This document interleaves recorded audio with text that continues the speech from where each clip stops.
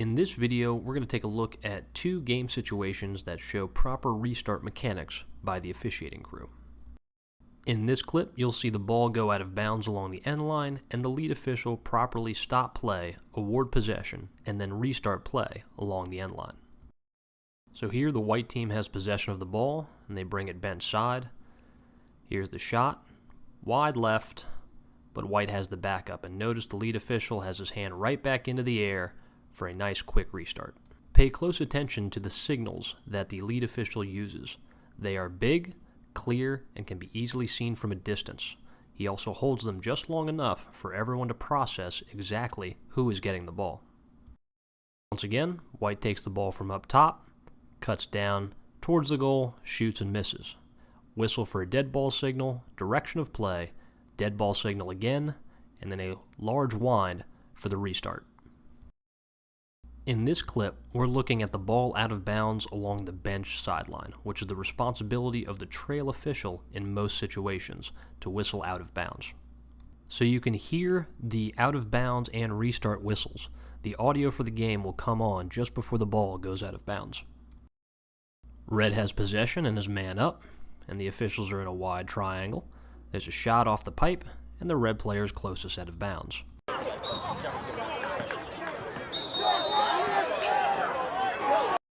Let's look at this situation one more time with the audio off. Notice the lead official as the ball goes out of bounds.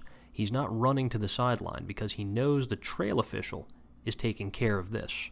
Here's the whistle, the inbounds, and then the whistle to restart play and a nice big backwards wind of the arm for the restart. Now let's flip over to the field diagram and review this mechanic in more detail. Here we look at out-of-bounds responsibilities and restarts in different settled situations. So first off, a reminder of who has which line in a settled play on one half of the field. The lead official is responsible for blowing the ball out of bounds along the end line. The single side official, responsible for blowing the ball out of bounds along the far sideline. And the trail official is also responsible for blowing the ball out of bounds along the bench sideline. Now we'll get into a couple of different situations where some communication between the officials is going to be necessary, but that covers most of the out of bounds that you'll see in a game in a three-person crew. Let's go over and start with the lead official.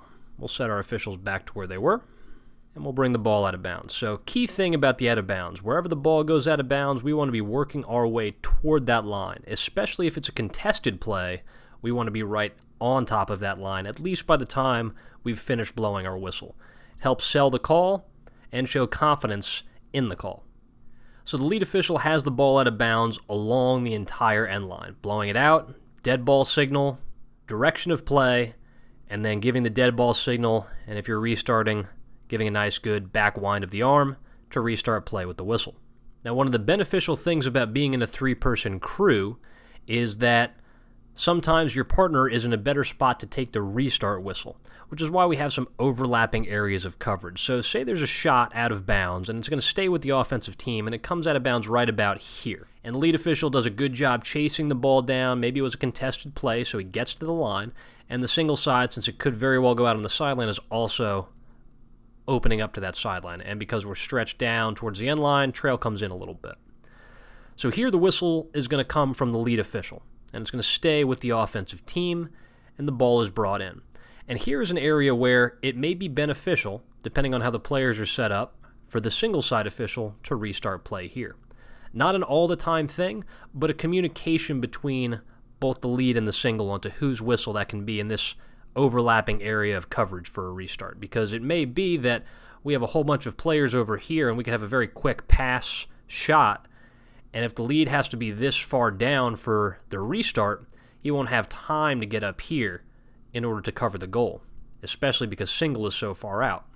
So, to make use of angles, single can see the yardage requirements as well as the player being in bounds, and the lead can point to single, say your whistle, and work up to goal line. And if the ball comes back down towards X, then the lead can just drop right on back down, and single can come in.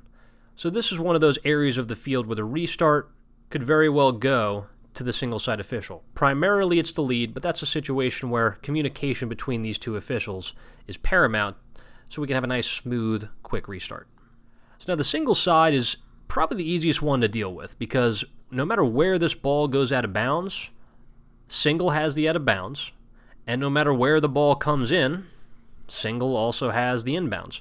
Now the reason because of this is because the single can come right outside the field of play. He can see this entire line, and if we're way up here, we're going to bump our trail on up. We'll pull our lead in so we can keep that good area of coverage. So single has this entire line during all times in settled play. So that's the easy one. Let's take a look at the trail official now. Let's say the ball had been worked around a little bit, gets over here, it's been tipped off a defender's stick, but now we've got a race for the ball. Who's going to go ahead and take this whistle out of bounds? So a lot of times, ball gets hit off a defender or hits a pipe and it just goes screaming out of bounds. And the lead has no chance to get over here, especially because he'd have to turn around, run, might run into some other players. But the trail official, being in this customary spot by the end of the wing line, can just drop to the sideline and has the out-of-bounds whistle and the dead ball signal. So that is most of the out-of-bounds for the trail official. Pretty much goal line extended and above, trail official is going to have. There's going to be a few times, and you'll notice it's always in the corners of the field where we have two officials in play, where things can get a little bit funky. So here, the lead official, let's say we have a ricochet in a normal shot situation. And we have the ricochet, but it kind of bounced around a little bit. So now we have a slow roller heading for the sideline or possibly heading for the end line. So certainly the trail, knowing that our shooter is okay, having kept his eyes on the shooter, is going to get to the sideline. Now the lead also has to work towards the sideline as well, because he doesn't know where this ball is going to go out. He's just working to stay outside of the players, so we don't want to cut inside if we don't have to. So this might be one where the lead is right on the line and will blow this out of bounds, and the trail has to be aware of the fact that the lead is chasing this funky rolling ball out of bounds, and they'll have all of this. Now normally, the lead will have the restart below goal line extended. If it went out of bounds on the end line, he can bring it in there as well. But there might also be a case where, again, depending on how the play is set up, where the lead might blow this out of bounds and then drop down and point to the trail official and say, you take this restart. Again, maybe the ball kind of went all the way out and there aren't any additional sideline balls, so it might be a little bit of a run for the player to get it. Once he does, he brings it inbounds, and the trail can blow this whistle in.